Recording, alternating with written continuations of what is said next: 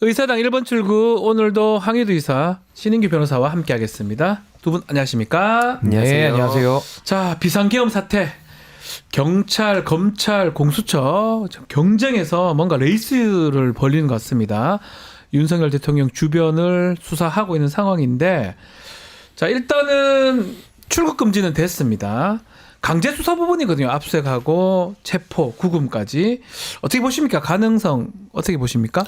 예, 저는 뭐 수사기관이 지금이라도 이렇게 경쟁적으로 열심히 네. 나서는 걸 좀 다행스럽게 생각하는데, 참 아쉬운 점은 진작에 정권 초기부터 이렇게 강력한 수사 의지를 가졌더라면은 이 상황까지 왔을까라는 생각도 좀 들었고요. 네. 무엇보다도 현직 대통령의 지금 내란 범죄, 그러니까 윤석열은 내란 범죄 수괴로 우리가 명명할 수 있겠는데, 이 내란 수괴가 현직 대통령의 권한을 보유하고 있기 때문에 과연 수사기관이 직접 나서서 긴급 체포 또는 체포영장을 발부받아서 인신구속을 하겠느냐, 여기에 대해서는 저도 살짝은 좀 의구심이 남아 있어서 아마 이번 주 토요일에 아마 탄핵소추 의결이 만약에 가결이 되면 저는 즉각적으로 아마 수사기관이 인신구속, 윤석열 내란 수괴의 그 인신구속을 위해서 돌입할 것이다, 절차에 나설 것이다, 저 그렇게 생각합니다. 그 부분 있잖아요. 지금 말씀하셨는데, 만약에 체포나 구속이 되면 그 영장이 되거나 그 집행을 하러 간다면 경호실하고 충돌이 될 거 아니에요. 그래서 탄핵을 했어야 되는 거 아닌가요? 이거 지금 시간만 끌면서 이게 참 납득하기 어려울 것 같아요. 국민들이. 어떻습니까? 그렇죠. 지금 결국에는 그 윤석열, 그 내란 수계라 불리는 윤석열과 그 주변의 잔당들, 공범들이죠. 그것들은 지금 이제 그 여태까지의 그 시간 동안 네. 국민들은 이제 피가 마르는 심정으로 보고 있는데, 자기들이 어떤 식으로 또 꼼수를 쓸까. 그러니까 결국엔 사람들한테 비춰졌을 때 마치 어떤 움직임이 있는 것처럼 보이기를 하면서도 실제로는 뒤에서 어떤 모종의 거래를 하는 게 아니냐. 지금 우려가 나올 수밖에 없는 게, 또 김용현 씨가 새벽에 갑자기 검찰에 가가지고 또 그래요. 예, 뭐 이따 쭉 더 얘기하겠지만, 그런 모습들을 봤을 때 이미 대다수 시민들의 그 검찰에 대한 불신, 이거는 뭐 말할 것도 없기 때문에 어떤 검수를 쓰더라도 사실 의미가 없습니다. 그냥 시간만 질질 끄는 것뿐이고 국가에 대한 피해만 더 커지는 거죠. 이거 사실은 실시간으로 다 봤잖아요. 그리고 대부분의 중간에 있던 뭐 지휘관이나 사람들이 다 진술을 다 하고 있어요. 사실은 지금 있는 것만 해도 내란죄가 거의 확실하거든요. 그 사실 구속을 해야 되는 상황이잖아요. 네. 근데 탄핵을 안 했기 때문에 지금 대통령 자리에 있는 거고, 앞으로 만약에 어떤 잘못된 상황이 생기면 그거 누가 책임질 겁니까? 그러니까 그래서 제가 저를 비롯해서 많은 국민들께서 네. 지난 토요일에 국민의힘에게 이건 책임론을 그러니까요. 물을 수밖에 없다라는 그 생각이 말씀이에요, 제가 들고요. 하는 게. 이게 뭐 국민의힘 나쁘다 잘못했다 이 정도를 넘어서서 지금도 내란 상태가 진행 중이고, 그쵸. 앞으로 발생하는 모든 피해 그리고 모든 위험천만한 일들에 대해서 이거 국민의힘은 어떻게 책임을 질 겁니까? 네. 그러니까 저는 지금 우리가 아무 일도 안 일어난다라고 안심할 게 아니라, 지금도 많은 시민들이 거리에 나오고 또 하루하루를 불안하게 살고 계시면서, 맞습니다. 또 국가 신인도라든지 이게 경제와 외교와 여러 가지 국가적인 전체적으로 미치는 악영향이 너무나도 크거든요. 그래서 저는 이 105명의 국민의힘 의원들에 대해서 표결조차 하지 않고, 심지어 김건희에 대해서는 특검법을 부결시키는 사실상 권력의 하수인들 역할을 했거든요. 그래서 저는 이들에 대해서는 이제 내란 범죄의 부역자 내지는 동조자로 명명하고, 네. 이런 국가 반역과 국가 역적들에 대해 가지고는 저는 엄정한 책임을 물어야 된다. 그래서 앞으로 정치 못하게 하는 건 당연한 거고요. 저는 국민의힘의 정당 해산까지도 좀 고려를 할 필요가 좀 있다. 기억을 해야 돼요. 저 그렇게 1년 봅니다. 지나면 자꾸 까먹는다고 자꾸 얘기하니까. 네. 아주 국민을 개돼지 취급을 아, 하더라고요. 1년 지나면 까먹는다잖아요, 국민들이. 그러니까 지금 예를 들어서 그런 사람들만 보고 있는 거죠. 뭐냐면 네. 그 서문시장에, 네. 그러니까 그 윤석열 본진이니까 찾아봤어요. 네. 어떤가. 네. 근데 기사가 또 나와 있더라고요. 윤석열 사진 내렸다. 그래서 오, 윤석열 사진 서문시장도 내렸나 하고 네. 봤는데 더 보니까 네. 그 밥 드시러 오시는 분들이 윤석열 사진 걸려 있는 거 보고 욕을 하니까 네. 그게 너무 마음이 아프다. 식사하는데 네. 윤석열 욕하는 게 내가 너무 마음 아파서 내 집에 사인하고 사진은 보관해놨다. 이런 분들이 계시거든요. 예. 그러니까 여전히 그런 사람들을 겨냥해서 그런 메시지를 내는 건 상황인데, 이거는 뭐 솔직히 말해서 아까도 말씀 쭉 저희가 했지만 상식적인 뭐 비판 뭐 이런 뭐 다 필요가 없는 상황이에요. 그냥 네. 저건 내란 수개국 공범들 빨리 하루빨리 체포를 해야 된다. 왜냐면 뭐 윤상현 얘기가 나왔으니까 전 저것도 이제 정치인이라 볼 수 없다고 봅니다. 왜냐면 크게 두 가지 얘기를 최근에 했잖아요. 하나는 이제 그 방금 말씀 주셨던 1년 그 개돼지론 그거 하나랑 두 번째가 윤석열 사실상 국정 운영하고 있다고 본인 입으로 얘기를 했습니다. 그러니까 안 그래도 뭐 국정원 1차장이라든지 뭐 이상민 그 사임 받아준 거라든지 이런 것들을 그 결국에는 인사권을 왜 지금 계속 쓰고 있냐? 지금 한동훈, 한덕수 이 두 사람에 대해서도 이따 얘기하겠지만 이 사람들도 결국 쇼한다는 비판을 받았는데 윤석열이 실제로 국정 운영 다 하고 있고 군 통수권자가 윤석열이고 이게 어떻게 우리가 두 발 뻗고 자냐? 그러니까요. 서문시장 얘기했는데 제가 또 대구 아니겠습니까? 안타깝습니다. 뭐 그 정도는 아닌 것 같은데 어쨌든 뭐 사진을 이렇게 치웠다. 그리고 저는 이것도 윤상현 의원을 비롯한 이 부역자들에게 제가 묻고 싶은데요. 특히나 그 한동훈 대표에게 있으면 묻고 싶은데 보통 내란죄라 그러면 범죄 중에 범죄 아닙니까? 그렇죠. 법정 최고형이 최고입니다. 사형과 무기징역밖에 없어요. 그리고 반란죄는 수괴에 대해서는 사형밖에 없거든요. 근데 저는 이 범죄 중에 범죄를 저지른 자를 대통령제리 1분 1초라도 놓아둘 수 있는 그 침착함, 그 인내심이 저는 좀 의아한 거예요. 아니 예를 들어 한동훈 대표 집에 강도가 들어왔습니다. 칼 들고 위협합니다. 거기에 대해서 강도한테 질서 있게 퇴각하라고 하면 강도가 질서 있게 나갑니까? 아니 하물며 강도죄도 그럴지고 아니 당연히 경찰 불러가지고 테이저건을 쏘든지 뭘 하든지 강도를 제압을 해야 될 거 아닙니까?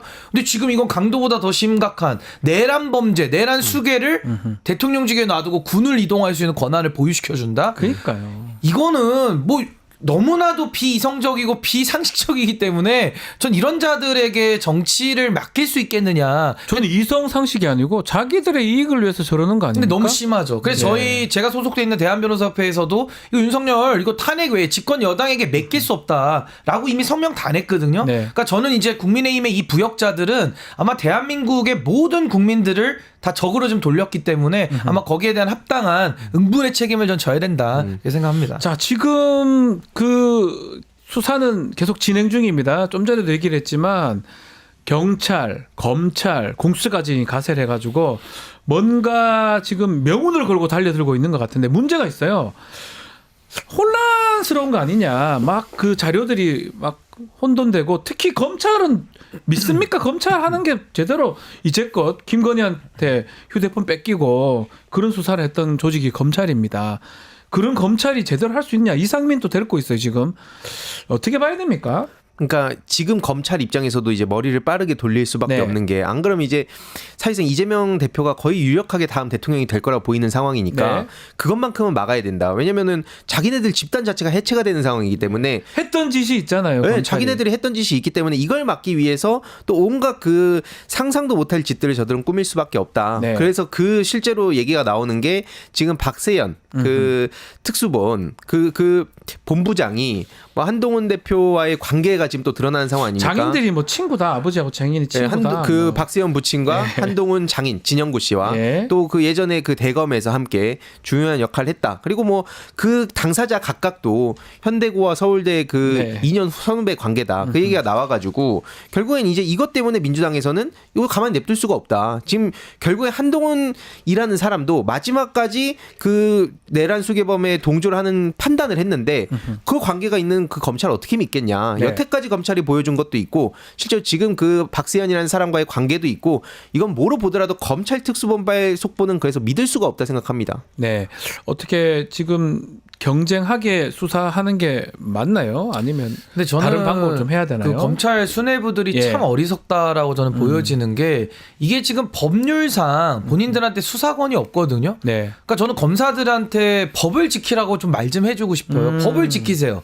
왜 검사가 법을 자꾸 어깁니까? 그러면서 무슨 법을 공권력을 동원해서 정의를 세운다라는 헛소리를 하는 것인지 본인이 법을 안 지키면서 어떻게 수사를 합니까? 지금 이 법이 검경수사권 조정에 의해 가지고 경찰에게 내란죄 수사 권한이 가 있거든요. 그럼 경찰이 수사하는 거예요. 그리고 공수처가 판단해서 뭐 협력 체계를 구축할 수는 있겠죠. 그러니까 검찰은 지금 손을 떼야 되는데 어디 이 검찰 정권을 만든 그 본진 세력이 내란까지도 본인들이 한번 좀 해보겠다? 진작에 수사할 때는 안 하더만요. 근데 이제 와가지고 본인들이 정리하면서 마치 정의로운 듯이 마지막에 마침표 찍으러 들어오는 게 참 가증스럽다라는 생각이 좀 들었고요. 무엇보다 전 수사권의 경쟁이라고 보는 것이 전 그렇게 나쁘게 보이진 않습니다. 있습니다. 공수처나 경찰이 뭐 경쟁은 때로 하면서 또 때로는 협력하고 뭔가 수사에 시너지를 낼 수 있는 네. 좀 그런 협력 사례를 좀 만들었으면 좋겠고 무엇보다 국회가 좀 빠르게 저는 특검법을 통과시켜서 결국에는 수사를 하고 그 다음에는 특검에다 합류를 해서 거기선 어차피 검경 뭐 다 소환을 받아가지고 협력을 받아가지고 이제 원팀으로 할 거거든요. 네. 저는 그 미리 전 사전에 정치 작업을 좀 해놓을 필요는 있다. 이거 생각이 지금 듭니다. 특검법 아마 올라가겠죠. 이제 곧 올라갈 것 같아요. 김건희 특검법까지 재차 발의가 되고 뭐 탄핵 등등 다 올라갈 것 같은데 특히 법무부 장관 탄핵도 있고 특검법을 이제 대통령이 어떻게 할까요? 지금 대통령 직무가 정지됐는데 하고 싶은 건 다 해요. 네. 행안부 장관 면직도 제가 해버리고 이거 임무 수행하는지 안 하는지 좀 지켜봐야 될 부분입니까? 근데 아까 뭐 말씀드렸듯이 윤상현도 네. 그러니까 사실상 혼자 그런 얘기를 지금 하는 상황 아니지 않겠습니까? 결국에는 이 다 얘기를 한 상황에서 네. 윤석열의 뜻을 보여준 거거든요. 자기 지지층들한테 뭐 그 겨냥해서 얘기를 한 거라 보이지만 어쨌든 그렇기 때문에 우리가 상식적으로 설마 이건 못하겠지 했던 사태가 바로 비상계엄입니다. 그렇죠. 그것까지 했던 그러니까 오죽하면은 명태균이 얘기했듯이 뭐 5살짜리가 권총 들고 있다. 네. 이제는 탱크까지 몰고 있는 거거든요. 그렇죠. 술에 취한 5살짜리라 보이는 거예요, 이게. 그러니까 말도 안 되는 일을 너무 많이 벌였기 때문에 뭐 그 상상 이상의 것들은 앞으로 계속할 수 있다. 그런 점에서 실제로 뭐 2차 계엄 우려도 많이 뭐 김이 빠졌다 뭐 얘기들은 나오고 있지만 왜 국민들이 지금 국회에 나가 있겠습니까? 그 사람들이 바보라서 나가는 게 아니거든요. 정말 우리가 평소엔 생각도 못했던 짓들을 저질렀기 때문에 네. 앞으로도 저 인간이 그냥 계속 그 자리에 있는 한 이거는 뭐 어떤 일이 벌어질지 모른다. 그래서 저는 뭐든지 다 할 거라고 보고요. 이건 그러니까 전쟁입니다, 이제. 전쟁이다. 네, 전쟁이기 때문에 이거 저기가 죽지 않으면 우리가 죽는 거예요. 우리 국민이 죽는 겁니다. 근데 이 한동훈 대표하고 한덕수 총리는 자기들 둘이서 국정 공백 없이 무슨 협력해서 처리해 갔다 하겠다라고 얘기를 하고 있어요. 저는 이런 걸 처음 보거든요. 한동훈 대표가 뭐길래 이런 걸 할 수가 있습니까? 그러니까 이제 저는 그 주가 조작 범죄도 그 범죄도 나쁘지만 네. 주가 조작을 덮어준 검찰이 더 나쁠 수밖에 없는 겁니다. 네. 비난 가능성이 높은 거고요. 지금 이 내란 상황도 내란을 저지른 윤석열 반란 수계도 문제지만 그걸 괜찮다라고 덮어주는 이 국민의힘이 더 큰 문제거든요. 예. 이자들이 정신만 똑바로 차려가지고 탄핵 표결하고 국가 정상화를 해야 할 책임이 있는 자들인데 본인들 책임을 안 해버리니까 지금 이 상황 이 지경까지 된 거 아닙니까? 게다가 한동훈이라는 자는 이 상황을 틈타가지고 남은 잔존 권력을 본인이 다 회수해오겠다라는 아주 기똥찬 그 발상을 하고 있어요. 그러니까 여기에 대해서 국민들이 한동훈이라는 자를 바라볼 때 같은 검찰 출신이고 참 검찰 출신인데 바로잡아야 될 내란에 대해서 바로잡지 않고 그 남아있는 아주 오염된 그 권력을 가져다가 마지막까지 누려보겠다라는 그 파렴치하고 모렴치한 작태에 대해서 저 국민들은 정말 한동훈 대표에 대해 가지고는요 윤석열을 내란 수괴로 우리가 명명하는 만큼 네. 내란죄로 저는 다스려야 된다. 저는 그렇게 봅니다. 한동훈 대표 속내는 뭡니까? 저는 사실 잘 모르겠거든요. 왔다 갔다가 뭐 한 7-8번 8번이나 입장을 번복시키더만 결국 대통령한테 가가지고 하더만 갑자기 한덕수 총리가 와가지고 자기가 무슨 정권을 잡는다는 듯이 말도 하고 뭘 기대하고 있는 겁니까 이 사람은? 일단 본인이 또 얽힌 문제들이 사실 많았잖아요. 뭐 네. 그 딸 문제도 있고 그 처가 쪽 문제도 있고 네. 안 그래도 지금 리스크가 터져서 목이 날아가기 직전이었는데 그 상황에서 그러니까 진작부터 국민 눈높이에 따라서 지지 기반을 새롭게 마련했다면 모르겠지만 네. 그것도 안 된 상태고 여기서 이제 쭉 가려고 하니까 사실 깡도 없고 네. 또 배지를 단 사람들 중에서도 막상 이렇게 편드는 사람도 딱히 없어 보이고 막 그런 전반적인 상황을 봤을 때 안에서 또 거기 모종의 거래를 한 게 아니냐라고 볼 수밖에 없는 겁니다. 그게 뭐 협박을 당했든 아니면 또 어떤 사탕을 흔들어서 그거에 또 따라가든 왜냐면은 한동훈 대표 입장에서도 이재명 대표 그 6개월 네. 맨날 저기서 얘기하는 633 그 6개월만 어떻게 네가 시간을 벌어라. 그럼 내가 네 건드리지 않겠다. 이랬을 수도 있는 거죠. 우리가 상상을 해봤을 때. 예. 그러니까 나와가지고도 6개월 얘기하고 무슨 뭐 질서 있는 퇴진 같은 말 같지도 않은 소리를 하고 있는 건데 결국 저들 입장에서 목표는 딱 하나라 봅니다. 어떤 수단과 방법을 가리지 않더라도 이재명 대통령 되는 것만 막자. 그래야 우리가 산다. 뭐 그 몇몇 그 꼬리 잘라가지고 죽든 말든 일단 우리가 전체적으로 살려면 이재명 대통령 막아야 된다. 이거 하나만 놓고 모든 시나리오를 짜고 있다 봅니다. 아, 지금 내란이 일어났는데 이재명 대표가 대통령 되는 것도 아직 아니고 될지 안 될지 알 수도 없는 거고 이 사람들은 무슨 그 당리당략밖에 없는 거 아니에요? 그러니까 우리가 모든 일을 할 때 순리대로 하고 순서대로 해야 되는데 저는 한동훈 대표는 모자란 탐욕자 같아요. 예. 그러니까 매우 모자라 보이는데 탐욕자. 탐욕으로 가득 차 있습니다. 그러니까 가장 안 좋은 거 두 개만 다 갖고 있는 사람이거든요. 예. 그래서 매우 참 인생 자체가 참 어렵게 산다라는 생각이 들고 아마 이제 국민적 저항으로 아마 한동훈 대표는 아마 대한민국에서 발붙이고 살기 전 매우 어려울 거다라는 생각이 들어요. 내란 네. 범죄에 동조까지 했기 때문에. 근데 저는 이재명 대표 대통령 막아야 되니까 우리가 내란까지 용인을 하자. 그 성립이 됩니까? 아니요. 아니, 이재명 대표 대통령 될지 안 아니 될지 이재명 모르고. 대표가 대통령이 되면 안 된다는 것도 국민들이 납득을 못 하고요. 그러니까 국민 예. 주권에 따라서 국민들이 선택하는 그렇죠. 거예요. 근데 왜 국민들이 선택하는 것을 왜 국민의힘이 방해를 하죠? 그러니까 국민 주권주의를 내란으로 강탈하고 한동훈이 헌법에 근거도 없는 한덕수 한동훈 체제로 또 강탈하고 이제는 차기 대통령 차기 권력 선택권까지도 본인들이 강탈하겠다라는 거예요. 이거 강도 아닙니까? 그래서 저는 이재명 대표가 대통령이 되든 안 되든 그건 그 다음에 국민들의 선택의 영역을 가지고 먼저 끌어와가지고 이재명 대표 되니까 우린 내란도 옹호해야 돼.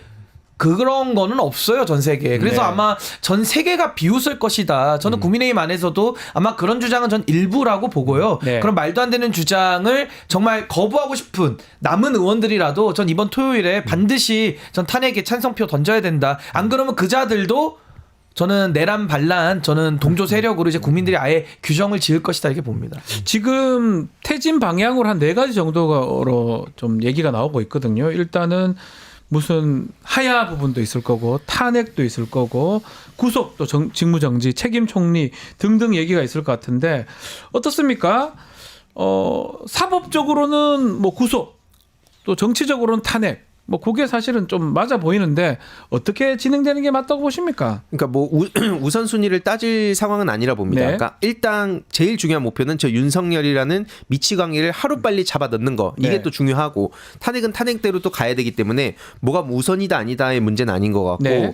결국에는 지금 미국에서도 이거에 대해서 굉장히 우려의 목소리를 계속 전하고 있거든요. 그렇죠. 왜냐면 그 한덕수 그 두 사람 한동훈 한덕수가 나와가지고 누가 준 적도 없는 그런 권한 가지고 자기들끼리 아까 말씀하셨듯이 깡패짓을 벌이고 있는 건데 네. 국민 주권의 그 논리로 보더라도 말이 안 되는 것이고 미국조차도 계엄 때렸을 때 원래 이제 그게 내정 간섭으로 될 수 있기 때문에 원래 이런 외교적 관례상 이런 식으로까지 얘기 안 한다고 합니다. 근데 그럼에도 불구하고 이 사태는 제정신이 아니기 때문에 이거에 대해서 미국에서 계속 우려의 목소리 내고 있고요. 이번에 그 두 한덕수 한동훈 이 둘의 사태에 대해서도 마찬가지로 니들한테 그런 권한이 법적 권한이 있냐라는 얘기가 지금 나왔다고 보도로 나오고 있어요. 그러니까 이거는 평소에 맨날 한미동맹 얘기하면서 무슨 뭐 민주진영 갖다가 맨날 이상한 소리를 막 써가면서 극단적이라 몰아가더니 정작 본인들은 지금 뭡니까? 이거 외교도 다 망치고 있고요. 미국 말도 안 들어요. 말도 안 듣고요. 네. 거기도 얘기 안 했다는 거니까. 왜냐면 얘기를 했으면 당연히 하지 말라 그랬을 테니까 자기들 독단적으로 일은 저질러 놓고 수습은 안 되니까 그냥 아예 극단적으로 가고 있는 건데 결국에 이번 주 토요일이 그래서 무엇보다도 중요하다. 그래서 네. 빠르면 이번 주 안에도 끝날 수 있는 거 아니냐는 얘기도 나오지만 뭐 당연히 이건 뭐 긴장의 끈을 놓지 말아야 됩니다. 저 앞에 우리 사진 저거 좀 놀랍더라고요. 당사에서 투한이 이렇게 인사하는 모습인데 명패 다 빼놓고 뒤에 하얗게 해놓고 그 폰보드조차도 못 붙이더라고요. 뭐예요, 저게? 원래는 뭐 저걸 다시 뛰는 대한민국 이렇게 저거거든요? 붙여놓잖아요. 다 그것도 뺐잖아요. 못 붙이더라고요. 저 봐요. 쪽팔릴 짓을 왜 합니까? 하얗게 저래 해가지고 뭡니까 저 사람들. 더더군다나 한덕수 총리는 지금 공범 같거든요. 국무회의 본인 참석했을 거 아닙니까? 책임자죠. 거기서 엄청난 말 못했던 책임자입니다. 국무위원들도 저는 부작위 말 못한 것도 범죄다 이렇게 보는데 저 사람이 저기 가서 무슨 자기가 저 협력해서 정권을 받는다 이양을 받는다 이 무슨 소리입니까? 그러니까 저는 이게 뭐 헌법재판소가 하는 탄핵과 그리고 수사기관이 하는 이제 윤석열 체포 구속 내지 형사 절차의 진행이요 뭐 중첩되거나 모순되는 게 아닙니다. 네. 하나는 징계재판이고 하나는 형사재판이거든요. 그러니까 두 가지가 저는 속도를 이제 각각 낼 거라고 보는데 어차피 우리 국민들 입장에서는 지금도 내란이 진행 중이거든요. 그럼 이 내란을 종식하려면 대통령의 직무가 정지되거나 아니면 체포 구속을 해서 권한대행 체제로 넘어가야 되는 거거든요. 그러니까 그런 좀 책임감을 가지고 저는 흑묘백묘론처럼 아하. 뭐가 됐든지 간에 빠르게 직무만 일단 정지시키면 된다. 근데 그렇죠. 저런 식의 한덕수 한동훈의 아주 그 비헌법적이고 반헌법적인 저런 식의 권력 탈취 행위는 제2, 제3의 내란이 될 수 있기 때문에 아주 조심하셔야 됩니다. 자 민주당은 일반 특검 얘기도 있고요, 상설 특검도 있고 국정조사. 그래서 세 가지를 좀 다 다 같이 운영시키겠다. 그래서 진상규명에 나서겠다라고 하는데 황 이사 어떻게 보십니까? 일단 모든 수단과 방법을 가리지 않고 지금 신속하게 대응하겠다. 네. 저들이 어떤 짓을 저지를지 모르기 때문에 이제 그런 취지로 보이고요. 실제로 검찰을 믿을 수 없다고 하는 게 단순히 무슨 정치적인 논리로 뭐 검찰 욕하자 이게 아니라 네. 실제로 홍장원이라는 사람도 이번에 되게 중요한 사람입니다. 왜냐하면 윤석열의 최측근이었어요. 그렇죠. 근데 그럼에도 불구하고 이 계엄은 안 된다라고 얘기를 했다가 지금 오히려 그 서민 민생대책위원회 거기 민생 뭐 하는지 모르겠는데 네. 거기도 사실 말 많거든요. 근데 거기서 7일날 고발을 합니다. 네. 그리고 하루 만에 이례적으로 신속하게 사건이 배당되고 소환 날짜까지 지금 막 통보를 받았다고 해요. 그렇죠. 그러면서 결국에 지금 나오는 얘기가 뭐냐? 그 홍장원이라는 사람을 저렇게 내란에도 해당되지 않는 그러니까 다른 별건으로 잡아 넣어서 신병을 확보한 다음에 또 거기다가도 협박을 하든 뭘 하든 해서 홍장원의 입도 틀어 막으려고 하는 거 아니냐 혹은 딴 얘기 나오게 하는 거 아니냐 이런 우려가 나오고 있기 때문에 검찰 자체를 믿을 수가 없습니다. 그래서 네. 이거는 경찰 국수본 뭐 사실 공수처도 이것 때문에 최혜병 수사 미룬다고 하거든요. 그렇죠. 그러니까 공수처도 당연히 역할을 하는 게 중요하지만 여태까지 국민들의 쌓아온 그 불신이 또 있는 겁니다. 본인들이 제대로 사건을 처리를 못하고 중요한 순간마다 자꾸 미루고 엉뚱한 사건 막 해집고 이런 역사가 있기 때문에 결국 그래서 이제 특검에 대한 얘기도 자연스럽게 이어지는구나. 근데 그런 경쟁적으로 해서 뭐 경찰이라고 우리가 또 전적으로 믿는 건 아니기 네. 때문에 지금 이런 경쟁적 수사하는 상황은 좋지만 일단 검찰은 빠져라. 요 하나만 기억하면 된다 봅니다. 검찰이 제대로 못 해왔기 때문에 그러는 겁니다. 뭐 싫어서 좋아서 이런 부분도 아닌 제대로 것 못하는 걸 같아요. 넘어서 거의 동조 세력이잖아요. 그렇죠. 부역을 했죠. 네, 부역자들입니다. 부역 세력이라고 네, 보는 다 게 싹 다 날아가야죠. 예. 그래, 앞으로도 다 확인이 좀 더 돼야 되지 않을까. 법무부 장관 같은 경우도 지금 문제가 되니까 탄핵이 탄핵 올라갔죠. 아마 또 앞으로 지켜보기로 하고요. 대구시장 한동훈 시장 얘기도 좀 해보겠습니다. 지금 한동훈 시장은 홍준표 시장. 죄송해요. 홍준표 네네. 시장이에요.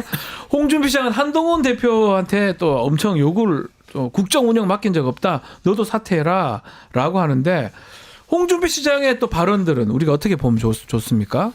근데 저는 홍준표 시장은 뭐 이제 더 이상 자중하라는 말도 참 입이 아플 정도로 너무나도 그 도움이 되지 않는 그러니까 어떤 국면마다 네. 모든 입장을 다 내기도 하고요. 또 본인의 정치적 이익을 극대화하기 위해 가지고 굉장히 이 전선을 흐트러 놓는 태도를 많이 보여왔거든요. 그러니까 네.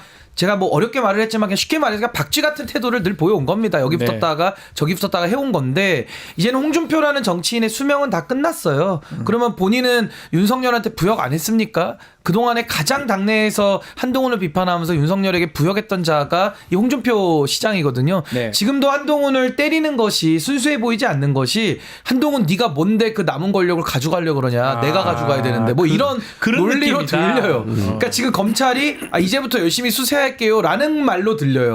그러니까 홍준표 시장은 자꾸 떠들면 떠들수록 본인의 이미지만 더 안 좋아지기 때문에 이제 더 이상 국민들이 안 속습니다. 그러니까 저는 충분히 대한민국 정치를 망칠 만큼 망쳤고 오염시킬 만큼 오염시켰기 때문에 전 홍 시장이 좀 자중하기를 바라는데 어차피 이 말도 안 듣죠. 그러니까 입이 아픕니다. 그래서 저는 뭐 큰 의미는 없는 발언이다 이렇게 한결같다 이렇게 댓글도 주셨는데 홍준표 시장은 사실 계속 똑같은 것 같아요. 한동훈 대표는 뭐 어떤 일이든 까고 또 윤석열 대통령은 또 칭찬하고 아니 뭐 내란에 대해서 한마디 좀 해보시죠. 홍준표 네. 시장 모래시계 검사를 하면서요. 네. 한번 좀 모래시계 3분 드릴 테니까 한번 해보시죠. 3분 안에 발언을. 못합니다. 그걸. 네, 못하죠. 못해요. 특히 저 홍준표 시장도 저는 똑같은 그 부역자 물론 이제 책임 경중을 뭐 따진다면 좀 다를 수 있겠지만 네. 부역자라 보는 게 초창기에 뭐라고 규정지었습니까? 해프닝 취급했어요. 맞아요. 저런 인간들이 무슨 정치를 한다는 겁니까? 이건 내란에 당연히 동조한 거라고 볼 수밖에 없는 거고요. 네. 실제로 그래서 사람들 중에서도 6시간 만에 이게 그냥 후딱 끝났고 당연히 유혈 사태가 벌어지면 안 되지만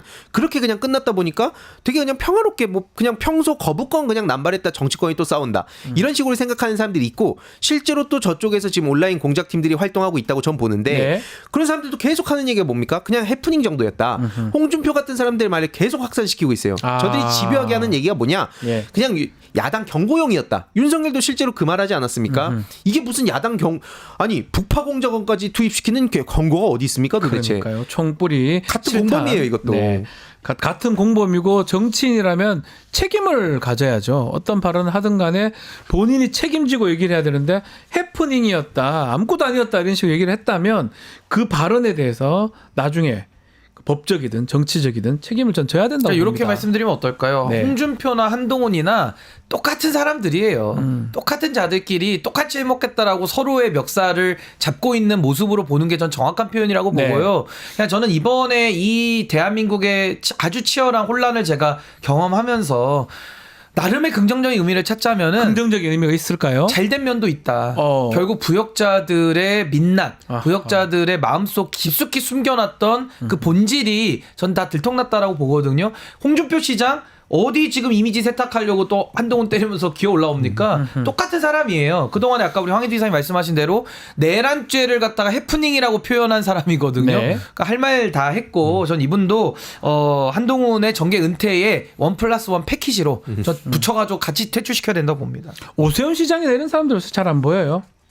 뭐 명태균 이슈가 아직 살아있죠. 우리 뉴스토마토가 열심히 어쩌면 보도를 했는데 내란 이것 때문에 명태균 이슈가 탁 사라져가지고 그거 오세훈 시장 그 예. 수면 아래로 가라앉으면 안 되고요. 아하. 이제 요거 윤석열이 직무정지만 시키고 나면 저는 바로 다 그 해야 명태균 된다. 이슈가 다시 들어와서 뭐 범죄가 사라지는 건 아니거든요. 그쵸.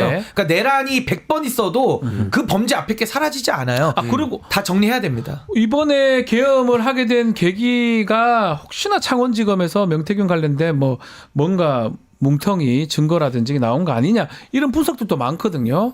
김건희 여사 부분 이것도 지금 가만 놔둬도 되는 겁니까? 어떻게 되는 겁니까? 가만히 놔두지 않죠. 그 국민들이 지금 거리로 네. 나선 여러 이유가 있는데 그중에 또 가장 큰 이유가 김건희 씨 아닙니까? 네. 결국에는 이 대한민국의 공정과 상식과 정의를 외쳤던 윤석열이 물론 이제 민주진영을 찍은 분들은 그렇게 생각 안 했지만 네. 그 불공정성에 대해서 지금 분노하고 거리로 나선 것이고요. 실제로 근데 제가 좀 화가 나는 건 뭐냐면 이 찍었던 분들 순서대로 지금 거리로 나와서 이걸 지키고 있어요. 그 윤석열을 찍었던 사람들 중에 일부도 지금 뭐 비판은 한다고 하지만 네. 아직 거리로 나오는 정도는 아니라 보이거든요. 그렇죠. 그러니까 이게 왜 이렇게 돼야 되냐 이겁니다. 지금 우리들의 속은 타 죽어가고 있는데 네. 주식 차트만 보고 있는다고 이게 살아나는 게 아니거든요. 윤석열 탄핵시키고 직무정지 시킨 다음에 책임을 물어야 네. 무너져가는 이 나라를 조금씩 재건이 가능하다. 실제로 노무라에서는 지금 내년 5월이면 환율 1,500원 된다는 것도 큰일 경악했거든요. 났어요. 문재인 정부 때 환율 1,200원 가면 나라 망한다고 네. 난리치던 사람들 그 사람들 지금 글만 그 칼럼 같은 것만 쓸 때가 아니라 본인들도 나와야죠. 기업들은요. 맞습니다. 어떡합니까? 입장 내야 됩니다. 어떡합니까? 정경련 뭐 이런 그 조직들. 예. 아니 제가 보수에서 정치를 시작했지만 네. 윤석열 사태에 대해서 물론 윤석열한테 가장 주된 책임이 있죠. 그렇지만 윤석열 시대를 바로잡을 책임은 보수에 속해 있는 사람들에게 저는 가장 무겁게 있다고 저는 인식하고 있습니다. 네. 그래서 저도 지금 이 대열에 제가 가장 전면에 서서 윤석열 끌어내리는데 앞장서야 된다고 보고 아직도 저 부역하겠다는 사람들은 이제 더 이상 기대가 없는 거고 네. 그 중간지대에서 고민하는 사람들이 있다면 저 보수가 더 큰 책임감을 느껴야 된다. 이 사태를 만든 건 윤석열 혼자 만든 건 아니에요. 네. 결국에는 모든 저는 보수 진영에서 정치하는 분들이 무거운 책임감을 가지고 이거 정상화하는 데에 조건 없이 전 다 나서야 된다. 저 그렇게 생각합니다. 자, 그렇기 때문에 지금 앞으로 국회 역할, 표결 같은 게 중요한데 하나씩 좀 짚어봐야 될 것 같습니다. 일단은 탄핵도 지금 올라가고요. 그러면 14일 날 토요일 날 또 아마 재표결이 될 거예요. 그리고 특검법도 붙인다고 합니다. 자, 일단 특검법, 김건희 특검법, 특검법 등 이런 게 사실 어떻게 될까요? 이거는 그냥 가반이면 통과가 되는 거잖아요. 아니 지금같이 똑같은 수순을 또 겪겠죠. 아무래도 네. 국회에서 통과는 뭐 당연한 건데 그동안에도 대통령이 거부권을 쓰니까 자꾸 도돌이표처럼 돌아왔던 거거든요. 네. 근데 이번에도 아까 말씀하신 대로 이 윤석열이라는 내란 수괴가 단 1분 1초도 그 자리 대통령직에 유지하면 안 되는 사람인데 지금도 유지를 하고 있다 보니까 또 거부권을 쓰는 거 아니야? 라는 의구심이 있는 건 사실입니다만은 그걸 썼을 때는 저는 뭐 돌이킬 수 없는 더 큰 쓰나미 같은 저항에 직면할 거기 때문에 네. 저는 뭐 지금 상황 이후로는 저는 뭐 수순대로 잘 해결되어 나아가지 않을까 싶고 무엇보다 중요한 건 뭐 특검법도 많은 것들 다 좋지만은 대통령 탄핵이고 직무정지입니다. 네. 그렇죠. 그게 되면 나머진 다 알아서 해결되는 겁니다. 탄핵 부분인데 탄핵이 지금 14일 날, 그러니까 12일 날 본회의 가고 14일 날 표결에 간다고 하는데 이번엔 어떻게 될까요? 당연히 저와 우리 뭐 세 명의 마음 그리고 보시는 분들의 마음은 똑같을 것 같아요. 네. 이번 주에라도 해야 지금도 사실 늦었다고 보지만 결국에는 이거에 대해서 특히 김재섭 의원 본인이 왜 비판을 받는가 곰곰이 생각해 보길 바랍니다. 전 뭐 의원자를 붙이는 게 맞나 싶을 정도인데 특히 유독 많은 비판을 받거든요. 이거에 대해서 본인은 억울하다 생각할 수 있어요. 자기 본인으로는. 예. 근데 본인이 여태까지 해왔던 말들이 있지 않습니까? 그러니까 아마 지금쯤이면 내가 옛날에 신인규 손을 잡고 나갔어야 했는데 이런 생각을 할 수 있는 거예요. 왜냐하면 보수의 종말을 얘기했을 땐 비웃었을 수 있습니다. 거기에 부역해가지고 야 저게 되겠어 했을 수 있는데 지금 보수 싹 다 종말되고 있는 거거든요. 네. 그러니까 그때 판단 그 한 번 잘못했다고 생각하는 걸 지금 뉘우쳐봤자 저는 의미가 없다고 보고요. 이 와중에도 제가 화가 났던 건 뭐냐면 본인 나는 욕먹어도 괜찮은데 내 가족들 악플 달리고 있더라. 이 와중에도 국회 가가지고 밤새서 막 교대로 그 국회 앞을 지키는 시민들은 전 국민의 생명과 안전을 생각하면서 거기로 가 있는 건데 네. 이 와중에도 자기 가족들 욕먹는 것 때문에 내가 인스타 닫았다 이 얘기를 하고 있어요. 도대체 정치를 왜 하는 겁니까? 누구를 위해서 하는 거예요? 자기 가족들의 뭐 악플 받는 게 심각하다 생각할 수 있는데 사람들 목숨이 달린 일입니다. 다른 당도 아니고 보수 정당이란 데서 네. 국민의 생명과 안전이 달린 문제에 대해서 저렇게 무책임한 모습을 보이는데 앞으로 어떻게 본인들이 무슨 소장판 말 같지도 않은 소리고요. 보수라는 말을 어떻게 쓰냐고요. 이게 그러니까 신인규 변호사님이 그 예견했듯이 보수의 종말이라는 겁니다. 그나마 뭐 김예지 의원이나 뭐 김상우 의원은 반대를 하긴 했지만 어쨌든 안철수 의원 끝까지 앉아 있었어요. 조금 달리 평가를 받는 것 같은데 요번에 만약 토요일 날 하게 된다면 뭔가 더 많은 의원들이 국민의힘 의원들이 찬성의 표결을 할 수 있을까요? 저는 뭐 제가 미리 예단하는 게 좀 조심스럽습니다만은 저는 그래도 낙관적으로 봅니다. 왜냐하면 국민들의 저항이 심상치가 않아요. 그래서 이거를 저는 이겨낼 정치는 없다라는 생각이 들고 김재섭 의원에 대해서 한 말씀만 드리면 네. 이분이 김종인 키즈거든요. 맞습니다. 김종인한테 어떻게 정치를 배웠는지는 모르겠지만 지금 김재섭 의원이 걸어가는 이 정치는 이건 정치가 아닌 겁니다. 제가 단적인 예로 네. 도봉구민들이 김재섭이라는 정치인을 보수해서 발굴해서 의원을 만들어줬는데 지금 본인처럼 행동하라고 했을까요? 그렇게 주권자가 의사를 맡긴 국민은 없습니다. 근데 그걸 완전히 지금 오해를 했든 아니면 의도적이든 어쨌든 국민들의 뜻과 완전히 담쌓고 다른 길을 가고 있거든요. 저는 길을 완전히 잘못 들어섰고 네. 김재섭 의원과 이번에 안기령 대변인의 모습이 얼마나 대비가 됩니까? 저는 이제 더 이상 김재섭이라는 정치인이 아무리 정치를 더 이어가겠다고 해도 아무리 윤상현 수법을 써도 전 안 되는 건 안 되는 거다. 그리고 윤상현처럼 정치를 하면 그게 바람직합니까? 그래서 나라가 좋아졌습니까? 윤상현 의원이 방송 나와가지고 막 자기가 무슨 정치 멘토인 것처럼 네. 통달한 사람인 것처럼 국민을 개돼지 취급을 하던데 그런 식의 정치적인 조언을 받고 그 안에서 올바른 방향으로 개혁을 못 해냈기 때문에 못 해냈을 뿐만 아니라 내란에 저는 동조했다고 봅니다. 내란 동조 세력이 돼버렸기 때문에 더 이상 이제 김재섭의 정치는 이제 김종인의 정치로 시작을 해서 이제는 마무리가 저는 된 거 아닌가. 근데 그런 것 그런 진단을 때문에 내려봅니다. 이번에 만약 뭐 특검법도 있고 탄핵같이 이렇게 발의가 된다면 뭔가 바뀔 가능성도 김재섭 의원이나 또 김상우 의원도 바꿀 수도 있다고 얘기했으니까 그런 의원들이 뭐 최소 8명만 있으면 되는 거니까 나오지 않을까요? 그러니까 그러니까 누가 어떤 식으로 나올까에 대해서는 네. 지금 뭐 사무실 앞에서 지금 또 난리가 났거든요. 막 근조화환 가고 막 그렇죠. 그런 상황이기 때문에 누가 어떤 방식으로 나올지는 당연히 예측이 불가능합니다만 김상우 의원과 또 김재섭 의원 또 다르다 봅니다. 그러니까 김재섭 의원이 여태까지 갖고 있던 어떤 상징 자본 중에 하나가 소장파라는 명분으로 그래도 좀 대화가 되는 쓴소리 같은 거. 네, 쓴소리 한다. 난 이런 거에 대해서는 단호하게 얘기한다로 이제 커왔는데 반면 이제 김상우 의원은 그런 걸로 전혀 보이지도 않았거든요. 울산 쪽이잖아요. 네, 울산 쪽에서 어때요, 이제 그냥? 이번에 안 사람들이 되게 많습니다. 인지도가 차이가 많이 나요. 네, 엄청난 차이가 있는데 그럼에도 불구하고 거기에 나오지도 않았고 뭐 하나 좀 다른 여태까지 보여준 모습이랑 일관된 모습이 하나도 없고 심지어 이 와중에도 그 윤상현의 일방적인 말을 기사화하지 말라고 경고성 페이북을 남기고 있어요. 네. 이게 어떻게 여태까지 본인이 보여준 모습과 말과 행동이 일치하는 겁니까? 그래서 이거는 더 이상 심폐 불가능하다.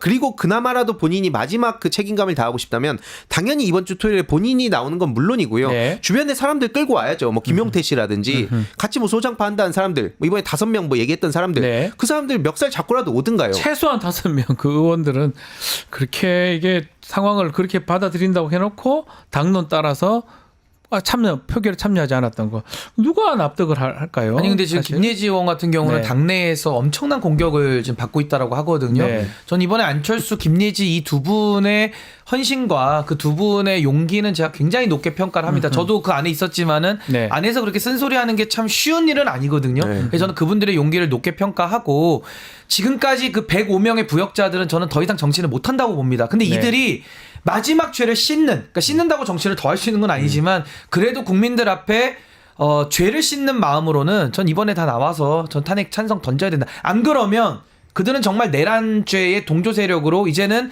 더 이상 대한민국에서 아마 발붙이고 살기가 좀 매우 어려워지지 않을까. 국민을 반역하고 국민을 사지로 몰아넣은 정치인들이 무슨 정치인입니까? 이런 자들은 우리 사회가 용인할 수 있는 범위를 전 넘어선 것이다. 민주주의의 적이다. 저는 감히 그렇게 간주합니다. 두 분 보시기에는 윤석열도 문제지만 동조한 이 국민의원이 더 문제라. 저는 이렇게. 동조자가 훨씬 문제라고 봅니다. 왜냐하면 동조자는 바로잡을 책임과 권한이 있는 사람들이에요. 그러라고 월급 주는데 검찰도 범죄를 바로잡지 않고 국회의원들 105명의 역적들도 이 상황을 바로잡지 않거든요.